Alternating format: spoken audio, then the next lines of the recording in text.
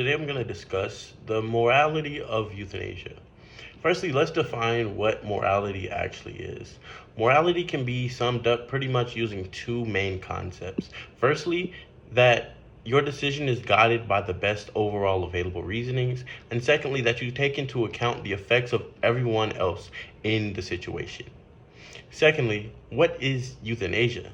Euthanasia is the killing of an individual due to a painfully long life condition or terminal condition. Euthanasia can be broken down into two separate categories: active and passive euthanasia.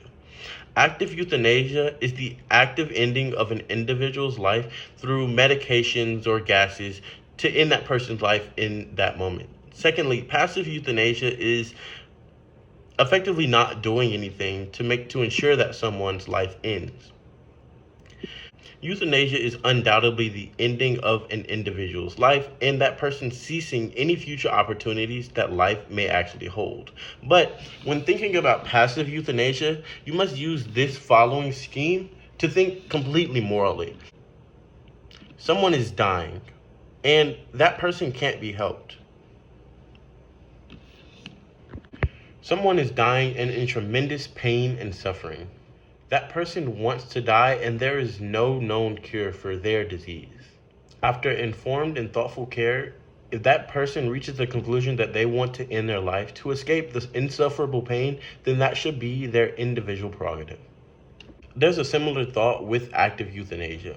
With active euthanasia, you're actively giving someone medicine or gas to ensure that they die in that moment and that they don't have to continue to suffer through an unbearable condition for the rest or the remainder of their life. There's a few objections to active euthanasia, like it's always wrong to euthanize someone, it's always wrong to kill someone, and that miracles are possible, but these don't take into account the subjectivity and individuality of euthanasias.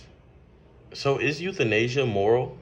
Yes, because it satisfies the two criteria set at the beginning of this video, with the best overall reason coming down to individuals having their own right to decide whether or not they should be able to continue living a life in pain and suffering.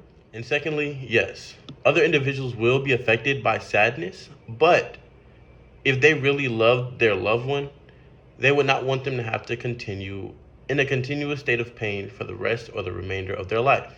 So the next time that you're thinking about euthanasia, ensure that you're thinking about the individual who's suffering and having to live a painful life, and not just your own feelings about death or controversial topics like assisted suicide.